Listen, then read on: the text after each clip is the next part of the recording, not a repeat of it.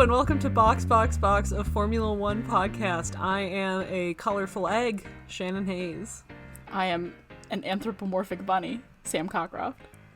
And I am Jesus back from the grave, Meryl Huseman. Welcome to the Easter episode. Happy Easter! Happy Easter! You know, in true Easter fashion, today's topic is going to be about Ferrari, which I would argue in 2021 is back from the grave. So I think it's topical. I mean, I hope so. We only have one race. Yeah, boy. But they look better. And I would argue they are back from the grave. I can only hope. As a Tifosi myself, I'm really hoping we're back in action. Yeah. So, as stated, this will be an episode all about Ferrari and specifically their downfall and possibly their rise once again. The way we are going to structure episodes for the next few weeks, including this one, races aside, is that we're gonna each dive into a research topic one by one, a little bit more in depth than we usually do. So one person is going to take the driver's wheel, and the others are going to, react and give their opinions on things. So, yeah, that's the main gist. So I am up first. I'm talking about Ferrari's downfall and then possible rise afterwards. I almost said upfall. Upfall. Downfall and then the upfall. I mean, I've fallen up hopefully. the stairs before. It's possible. Yeah, it's Yeah. fine. I feel like if they do come back up, it will be tripping along the way. Yeah. So, Yeah. I'm excited. yeah. Me too. This is an interesting topic. So I wanted to talk about it because Drive to Survive is what brought my attention to this. Because, I remember just knowing that Ferrari was really good and then they were really bad the past year. Yeah. And I didn't really know what happened. And then watching Drive to Survive, they talked about this, weird engine deal that they had with the FIA. And I was like, what's that about? And they didn't really discuss it at all. They just kind of mentioned it and then were like, now Ferrari's bad. So I wanted to look more into that because I thought it was interesting. Yeah, so just to recap. So 2019 was a great year for Ferrari. In constructors, they were second place to Mercedes. I think they had 504 points. Mercedes had 739, and then Red Bull was a couple hundred behind them. So they were up there.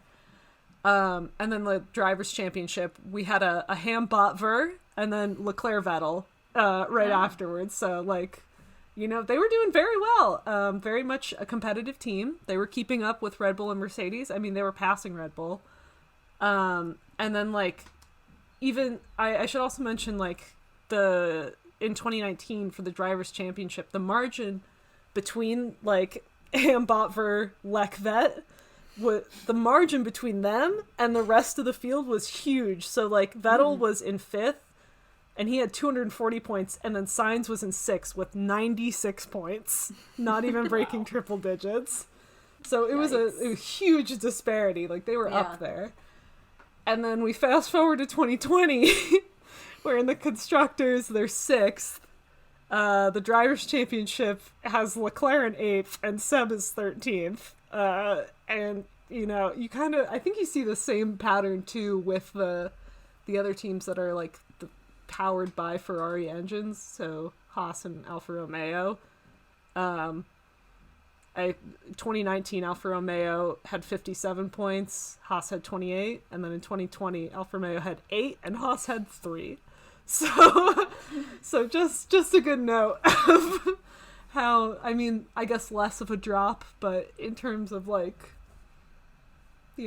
overall points that they did have to now, big drop. And a lot of the drivers in 2020 just noted how slow they were on the straights specifically, which directs everyone's attention to engine issues. So what happened that made such a huge freaking dent between 2019 and 2020?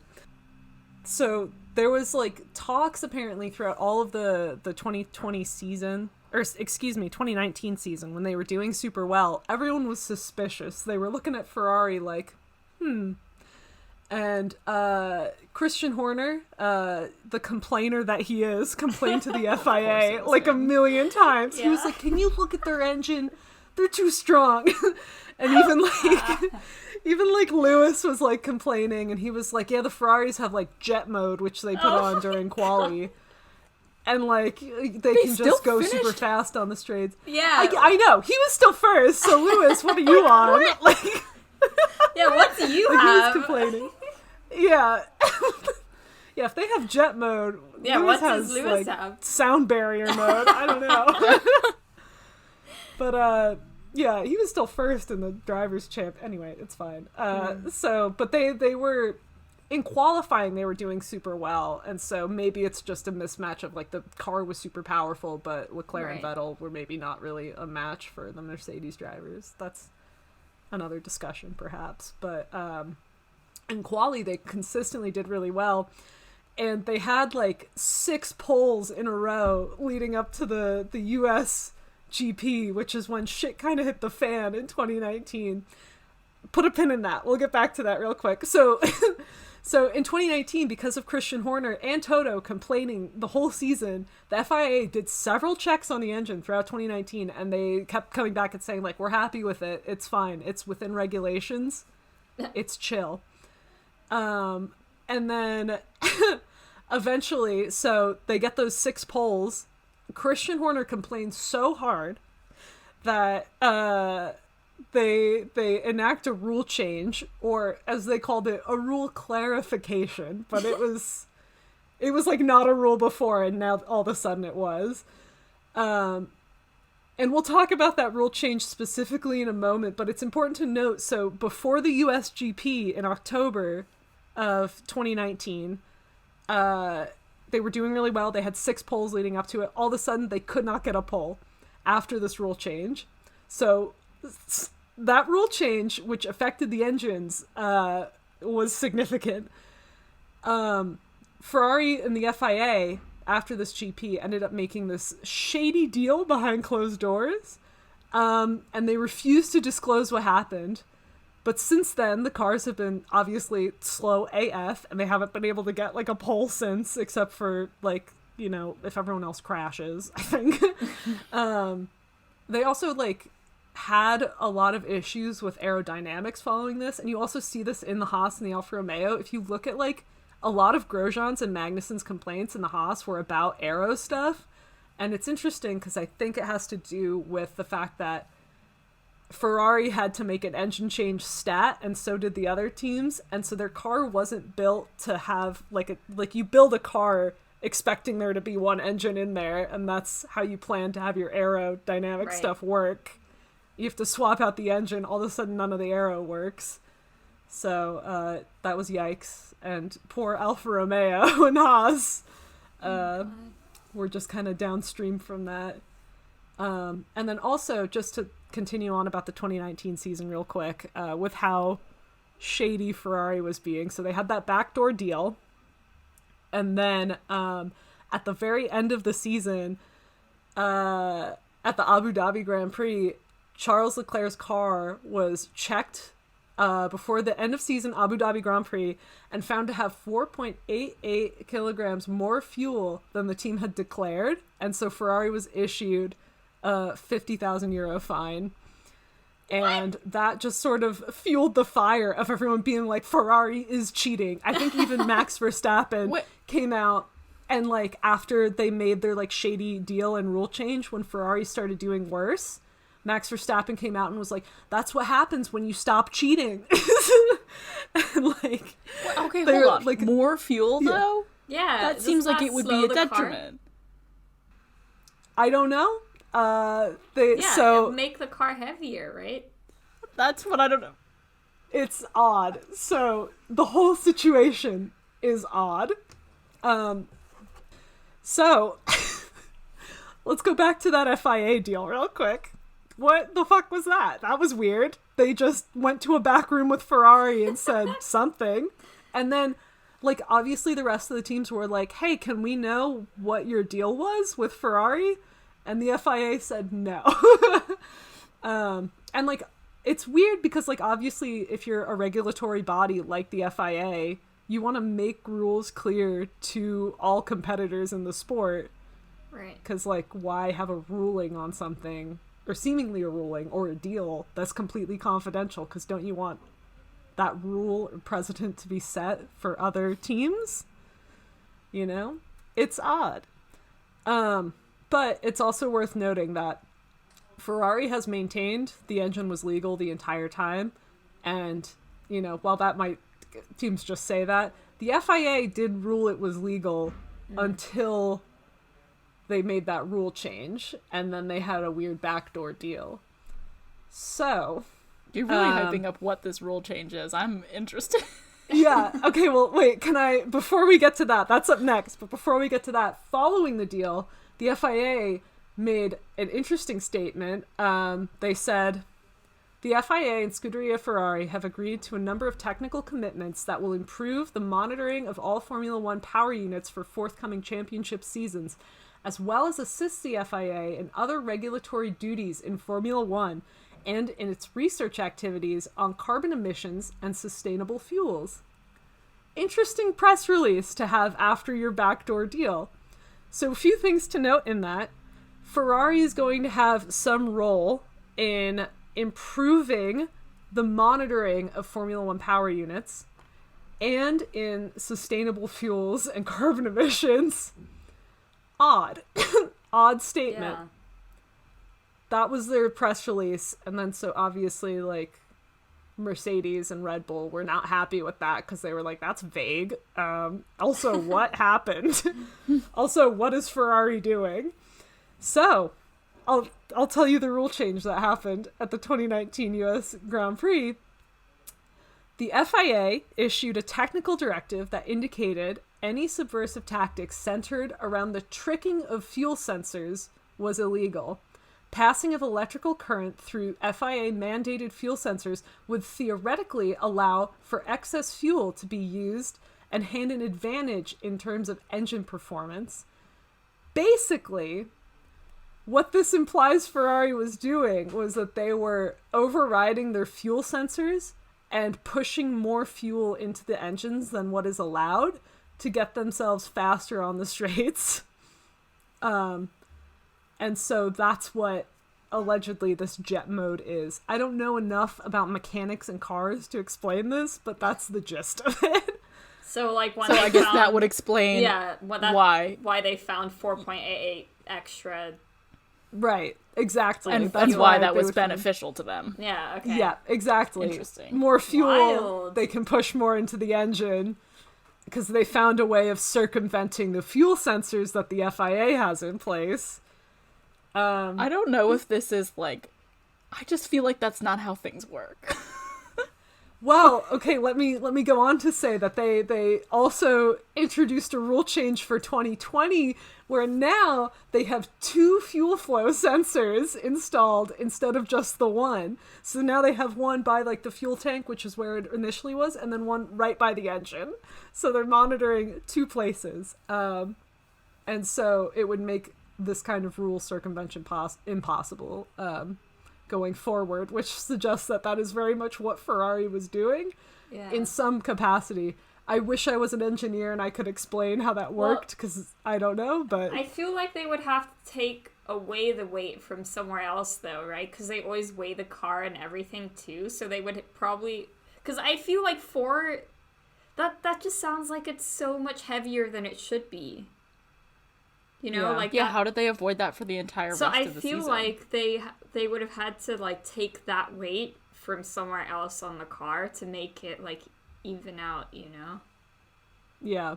And I should also note that oh god, I wish I knew it off the top of my head, but there was another team back in, like, the mid-2000s who had a scandal similar to this, where they had 2 fuel tanks and one was hidden. And so throughout the course of the race, like, they would weigh the car when both fuel tanks were full, but then obviously by the end of the race it would be much, much lighter than any other car on the track, so they would be winning consistently. Yeah. Anyway, just an interesting the side note there. And that was very much illegal, and they got, like, sued the pants off of them. Yeah. Yeah.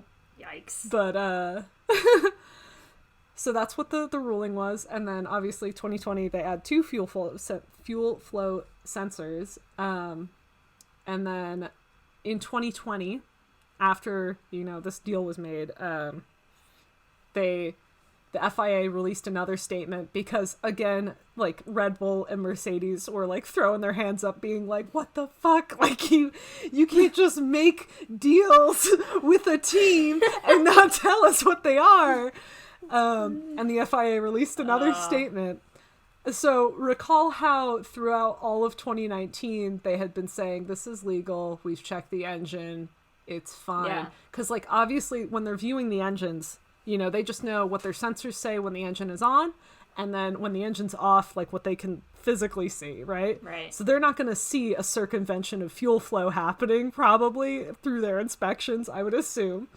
But also, like, they came out in 2020, February, and said, FIA, while it felt it was well within its legal rights to reach a confidential settlement, it was not fully comfortable with the manner in which Ferrari operated its power unit in 2019. So, after all of this, of saying it's legal, February of 2020, they're like, don't know about that one. So, Jeez. Yeah.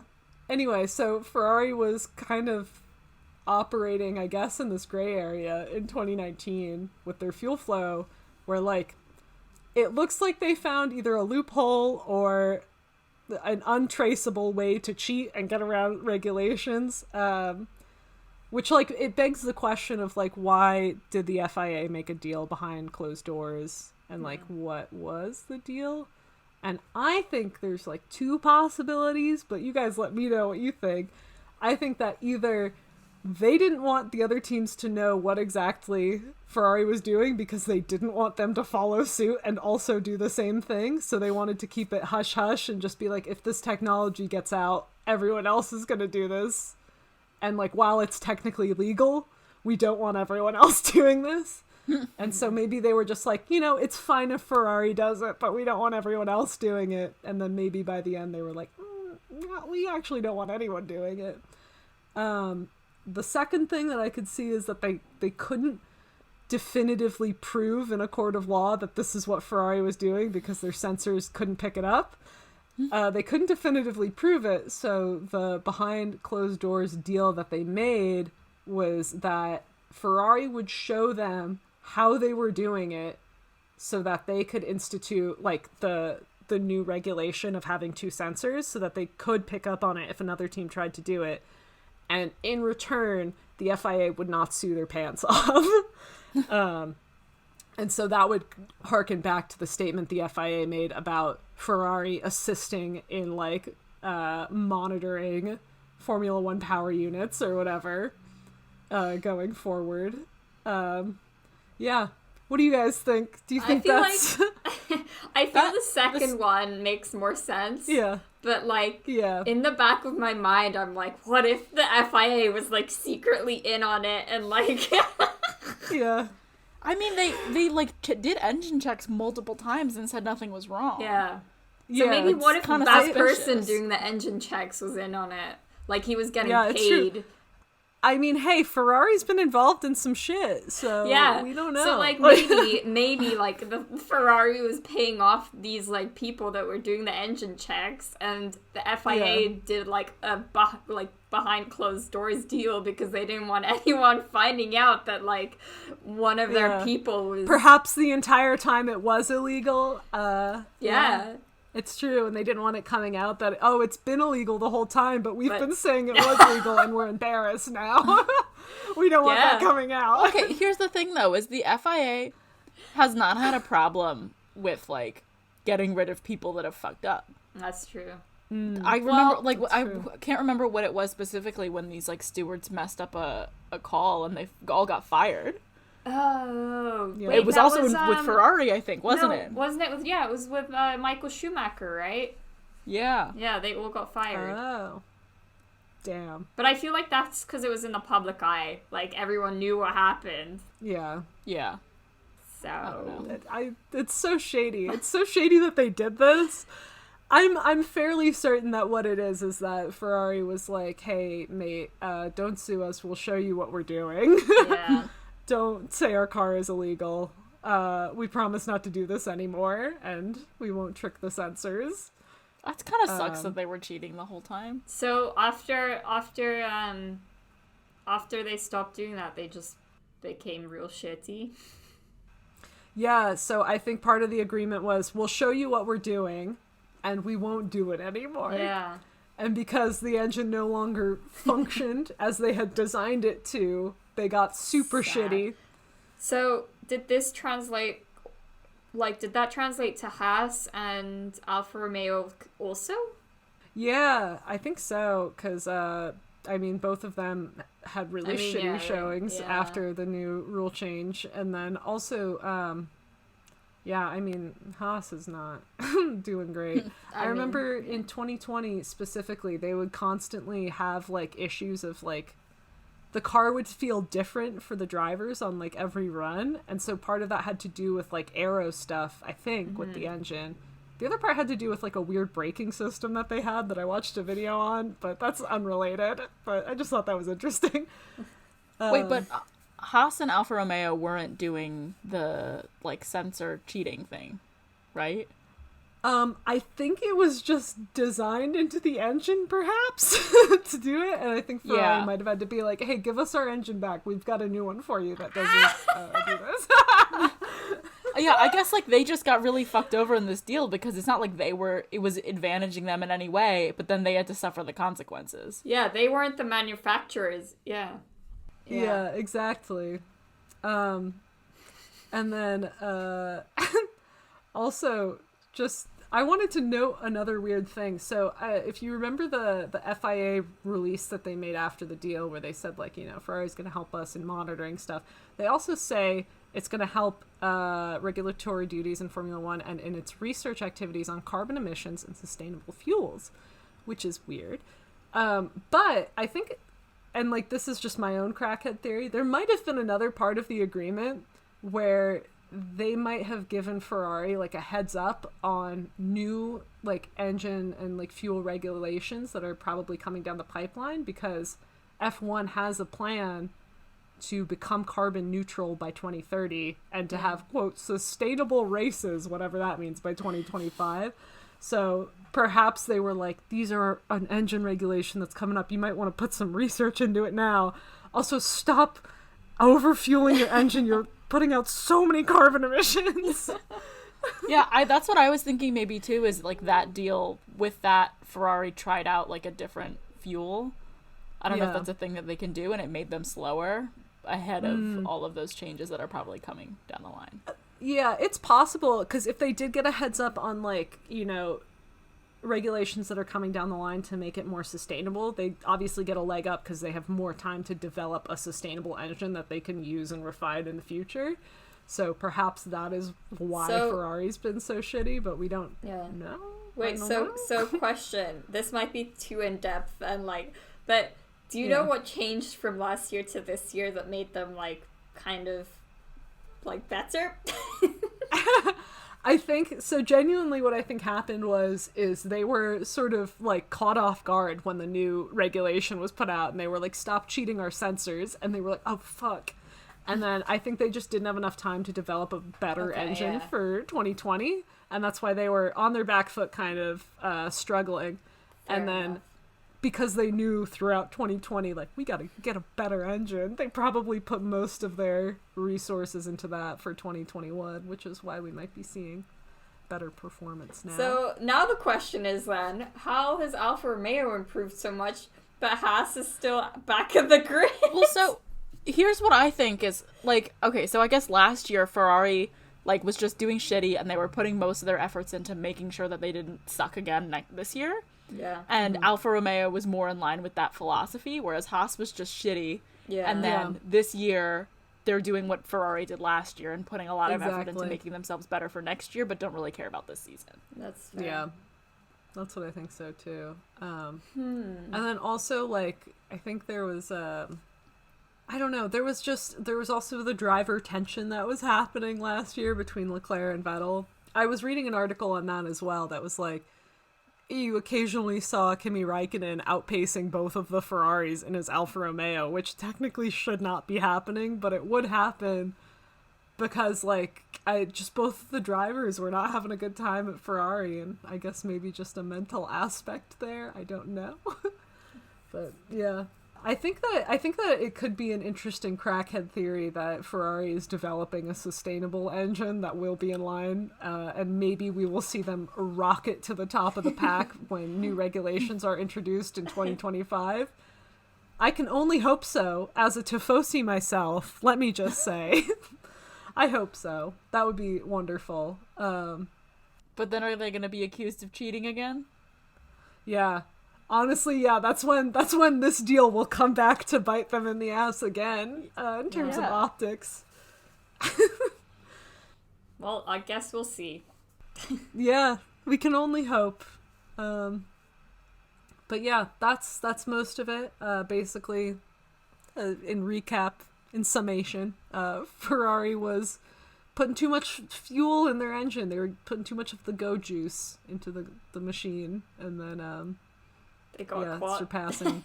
They got caught, and the FIA went, "Oops! Show us how you did that, though." we won't say it's illegal. Just, I guess maybe from like our perspective, I just don't understand how, like, they knew that something, like how Christian Horner and Lewis were like something's up. Like why are you so suspicious of a fast car just because it's not yours? Yeah. And it's also like, you know, Lewis and Max still outpace them, and Bottas. Yeah. So like you're really gonna be mad at a car that's fast but not as fast as you? They have an insider at the FIA. Well, I think that also comes down to drivers stuff. Yeah. Yeah. Well, it's also like it comes down to the drivers in the car because, like, you know, they were fast in quali specifically. They weren't necessarily fast in the races, but I mean they were, but yeah. But yeah, I think it was that 6th pole that really dug under Christian Horner's skin and made him be like, excuse me, something's not right here. Ferrari can't have 6 poles in a row. I also maybe that moment when he asked his daughter who her favorite driver was, and she goes, Sebastian. Sebastian. Yeah. And he was like, fuck, I gotta do something to that. Yeah. I know, that got to him. God, but she was right, and she should say it. Sebastian is the best. Yeah. Just the look, like, he was just so offended by that, and I was like, calm down. Calm down. Oh my god. Yeah. Well, anyway, that was most of the scoop on the weird, shady deal with Ferrari, and that weird rule change / rule clarification, as they said. But also, I think it's important to note that everyone that, like, calls Ferrari out on this and is like, you're cheating. And it's like every team in Formula 1 is trying to find a way to skirt the FIA's rules as best as they can. They just outsmarted everyone, yeah. It's true. Like, it's good for Ferrari. It's the same it's the same way I feel about Racing Point in 2020. Like, good for them. Like, they, you know, I don't think they did anything illegal. I think they just, like, did a good job. Outsmarted everyone else, yeah. Yeah. I mean, even Toto said that. Like, Toto said about the Racing Point that they like, were smart. Yeah. They did something no one else had done before, like. Yeah. I like, I get it, that it's, like, kind of an unwritten rule that it kind of looks kind of shady to just copy an existing fast car, like, but also, smart. if you want to win, that's what you're gonna do. Yeah, exactly. Also, like, it's, you know, maybe it's an unwritten rule that you shouldn't, you know, try to trick the sensors and the fuel flow, but maybe write that rule, FIA. Like, come on, they're gonna follow the letter of the law, and if you don't say that they can't circumvent your sensors, like, they're gonna do it. So, you know, I think it's really the same thing as, like, trying to write, like, laws in actual like constitutions and stuff or whatever. Like you gotta be very specific. Otherwise so people will interpret it at will, you know. Maybe you put a sensor on my car, but my fuel doesn't have to go to your sensor. It'll go where it wants. Don't ask me where my fuel is. Wow, thank you for sharing. How are we feeling about Ferrari this season, lads? I'm hyped for Ferrari. So I'm still torn because I'm kind of reminded of my theory. I don't know if that theory still stands true this year, but like in the past, I feel like my theory is that Red Bull is actually a mid-range team, but they're doing really well because Max is just that good. And I'm wondering if that's what's happening to Ferrari this year, is that like they're kind of still mid-range, but they look like they're doing really well because Charles Leclerc is like literally just the best driver that's ever existed. Charles. I mean, that's fine by me. I don't know. I know. I'm hoping they do better. Yeah. I mean, look, he's doing well.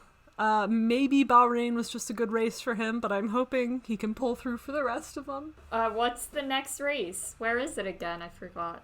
Imola? Oh, yeah. Italy. Italia. Yeah, exciting. Yeah. Hopefully a good race. What? Predictions? Gasly does well. Gasly keeps his front wing. That's my prediction. I want to say that Yuki does well. I think Yuki's going to score more points. Ooh, you know what? We'll save this maybe for next week, but there was an article about, like, I guess, like, predictions or reactions and how they see them playing out over the rest of the season. So one of them was, like, Yuki Tsunoda is gonna fucking kill it, and it was, like, not an overreaction at all. Like, this is... Yeah. He's gonna keep doing really well. But I think so, too. Also, I think Mazepin will finish the race in last. I think he's gonna I think he learned his lesson at Bahrain. I think he was like, oh, fuck. Maybe I gotta... Seeing all the memes and all the, like... I mean, you would have thought that he learned his lesson all the other times that stuff like that happened in F2. I mean, I will be very happy to see another DNF for him. I hope so. But I think he's gonna just take the whole race at 25 miles an hour and just... Get lapped every see how lap. It goes. Yeah. Spin. Every other driver is like, is there an issue with the Haas? And they're like, no he's just careful today. Yeah, he's just being safe. Yeah. Hopefully we'll see that. I'm trying to think of a last minute crackhead prediction. Lando podium. That doesn't feel too crackhead prediction to me. That seems very possible. Yeah, because he came fourth, so... Possible, yeah. That's not too crackheady. I just don't think Imola's going to be that crackheady. I think Lando podium, I think it's a pretty George neutral. in the points? George in the points? No. George in Q2. I will say George in Q2. Yeah. He better get points this season. He better. I that's on my Formula 1 bingo card is George in the points. I think he's only going to score points if, like, Alfa Romeo... like our DNF and like one of the AlphaTauris. Otherwise he's not going to make points. But that's possible. Yeah. There was that one race last season where like 7 cars didn't finish. So yeah. But that's not the same. Like that. I guess he'd still be scoring points. The points are still there.